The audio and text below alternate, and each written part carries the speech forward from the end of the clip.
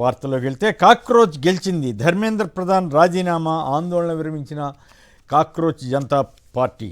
అదే టైంలో task force కొత్తగా ఏర్పాటు చేస్తున్నట్లుగా ప్రధాని నరేంద్ర మోడీ గారు ప్రకటించారు. పరీక్షల సంస్కరణలకు ఆధార్ కార్డు సృష్టికర్తగా పేరొందిన నందన్ నీల్కనీకి బాధ్యత అప్పగిస్తున్నారు. ఈ సునామీ ఇంతటితో ఆగొద్దు, యువగళం జంతర్ మంతర్ నుంచి లోక్సభలో వినిపించాలి. ఇందుకోసం 25 ఏళ్ల వరకు ఆగాల్సిన అవసరం లేదు. 21 ఏళ్లకే లోక్సభ రాజ్యసభల్లో ప్రవేశం కల్పించేలా అసెంబ్లీలో తీర్మానం చేస్తామని తెలంగాణ ముఖ్యమంత్రి రేవంత్ రెడ్డి గారు చెబుతున్నారు. ఆయన జై జవాన్ జై కిసాన్తో పాటు జై యువ అనేటువంటి ఒక కొత్త నినాదం కూడా ఇస్తున్నట్లుగా జాతీయ మీడియాతో మళ్ళీ నిన్న మాట్లాడుతూ చెప్పారు. అద్దె బస్సులపై అమాత్యుల వద్దకు అవి కొనసాగాలంటే కొంత ఖర్చుకు సిద్ధం కావాల్సిందే. ఆర్టీసీ అద్దె బస్సు యజమానుల అంతర్గత చర్చ కలకలం అంటూ కథనానిచ్చారు. మాజీ ఎమ్మెల్యే పెద్ది సుదర్శన్ రెడ్డి గారికి తీవ్ర అస్వస్థత ఏర్పడింది.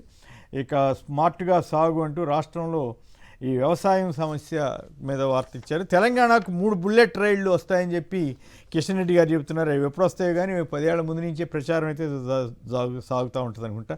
ఆదిలాబాద్ ఎయిర్ ఫీల్డ్కు గ్రీన్ సిగ్నల్, అక్కడ కొత్త విమానాశ్రయం కడతారట.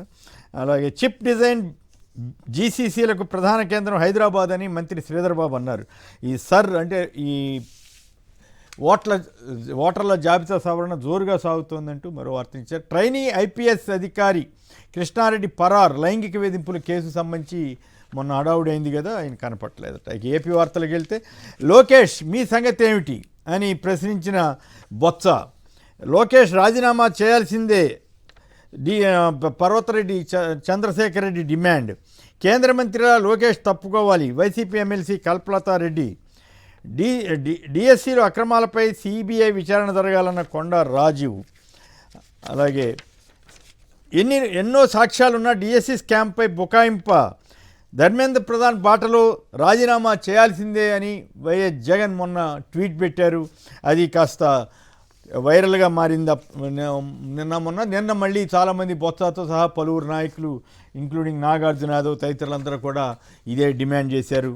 ఇక డిఎస్సీ స్కామ్కు సంబంధించి ఏ అవకతవకలు జరిగినాయి అనే దాని మీద మళ్ళీ ఆధారాలతో సహా సాక్షిలో కథనం వచ్చింది. ఇక డిఎస్సీ స్కామ్పై సిబిఐతో విచారణ జరిపించాలని కూడా బొత్స సత్యనారాయణ డిమాండ్ చేశారు. మరికొన్ని వార్తలు చూద్దాం. ఆసుపత్రుల్లో ఏఐ డాక్టర్లు ఆగస్టు నుంచి రాష్ట్ర వ్యాప్తంగా సంజీవిని అని ముఖ్యమంత్రి గారు చంద్రబాబు గారు చెప్తున్నారు. సంతోషం. నచ్చిన వైద్యుడితో చికిత్స చేయించుకోవచ్చని కూడా చంద్రబాబు గారు చెబుతున్నారు. మరి సాధ్యమా కాదా అన్నది చూడాలి. వివరాలు లేని ఓట్లు 44.89 లక్షలు అని తేలిందంట. అయితే దొంగ ఓట్ల గుట్టు సరిలో రట్టు అంటూ వృషత్ రెడ్డి గారి చాలా తమాషాగా ఉంది కదా, అప్పట్లో ఆ టైంలో జరిగినాయి అని చెప్పి తిరుపతి, నెల్లూరు ఇవన్నీ చెప్తూ ఇవాళ ఈనాడులో ఒక వైసీపీ మీద రుద్దుతూ కథనాన్ని ఇచ్చారు. మరి పరకాల ప్రభాకర్ గారు చెబుతున్న 50 లక్షల ఓట్లు ఏమైపోయినాయి ఇంతవరకు ఎప్పుడు వీళ్ళు రాయలేదు. కానీ దీన్ని వైసీపీకి ఆపాదించడం తమాషాగా అనిపించరా? అంటే ఏదైనా సరే శ్రీశ్రీ కవిత్వం చెప్పినట్టు కవిత్వానికి ఏది అనర్హత లేదు కదా. అట్లా జగన్మోహన్ రెడ్డి గారి పైన నెత్తిన రాళ్ళేయడానికి ఏది అర్హత వాళ్ళకి అన్ని ఒప్పుతుంది. ఇప్పుడు ఉదాహరణకు ఆంధ్రప్రదేశ్లో మాత్రమే ఈ 45 లక్షల ఓట్లు తగ్గించు పోయి ఉంటే అది వైసీపీ ఖాతాలో వేయడానికి కొంచెం వినడానికన్నా బాగుంటుంది. దేశం అంతా ఎంత పోయినాయి, తమిళనాడు ఎంత పోయింది, బెంగాల్ ఎంత పోయింది.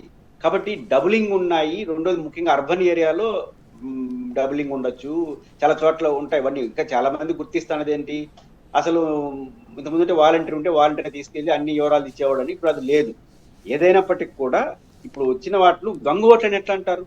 డబులింగ్ ఉండొచ్చు, చనిపోయి ఉండొచ్చు, లేకపోతే అంటే పైగా ఇప్పుడు మీకు చంద్రమౌళి గారు ఐఏఎస్ ఆఫీసర్ రిటైర్డ్ కుప్పంలో ఆయన ఎంత పోరాటం చేశారు. అక్కడ బోగస్ ఓట్లు నాతోటి ఇక్కడ కూర్చునే చెప్పారు. ఇప్పటికి 17,000 ఓట్లు తీయించామండి, ఇంకా 20,000 ఓట్లు అన్నా ఉండుంటాయండి, చుట్టుపక్కల రాష్ట్రాల నుంచి కూడా చేర్పించారండి అని ఆయన వాపోయేవారు. కానీ ఇప్పుడు ఇప్పుడేం వైసీపీ మీద ఆరోపణ చేస్తూ వీళ్ళు కథ రాస్తారు. ఏం చేస్తాం, ఎవరు తప్పు చేసినా తప్పని రాయి. ఓన్లీ ఏపీలో జరుగుంటే వైసీపీ ఖాతాలు నాకు అభ్యంతరం లేదు.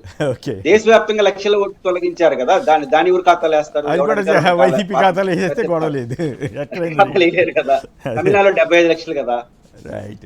ఇక చంద్రబాబు గారు వరి సాగు వద్దు అని పదే పదే ప్రచారం చేస్తున్నారు. ఏ పంటకి సరైన మద్దతు ధర లేదని మళ్ళీ అనేక సందర్భాల్లో చెప్తున్నారు. ఆయా పంటల గురించి ప్రస్తావించి మరి ఇప్పుడు ఏం చేయాలో రైతులు అనేది మాత్రం ఇంకా క్లారిటీ రావట్లేదు. నికర జలాలకు లేని గ్యారంటీ. ఎల్నీలో నేపథ్యంలో తెర మీదకి ఆల్మట్టి ఎత్తు పెంపు, లిఫ్టులతో దిగువకు నీరు రాకుండా కర్ణాటక అడ్డుగోడ వేస్తోందంటే మరి దీని మీద ఏం చేస్తారు చంద్రబాబు గారికి ప్రభుత్వం చూడాలి. 3 ఏళ్లలో 972 ప్రభుత్వ బడులు మూతపడ్డాయని ప్రజాశక్తి ఒక వార్త ఇచ్చింది. కూటమి ప్రభుత్వంలోనే ఉద్యోగులకు న్యాయం జరిగిందని ఒక 10,000 మందికి ఓపీఎస్ ఇచ్చి మొత్తం మిగతా 50 మందికి ఇవ్వకుండా ప్రచారం అయితే భారీ ఎత్తున చేసుకుంటున్నారు. 7,000 ఎకరాల్లో అడవులను పునరుద్ధరించామని, సముద్రం పక్కన అడవులను పునరుద్ధరించామని పవన్ కళ్యాణ్ గారు చెబుతున్నారు. ఇవి ఇక ప్రభుత్వం నుంచి ఏది ఆశించవద్దు, చేయి చాచవద్దు, మా తండ్రి చెప్పిన 5 అంశాల్లో ఇది ఒకటని ముద్రగడ పద్మనాభం గారి పిల్లలు గిరి వీరరాఘవరావులు అనౌన్స్ చేసిన తీరు బాగుంది.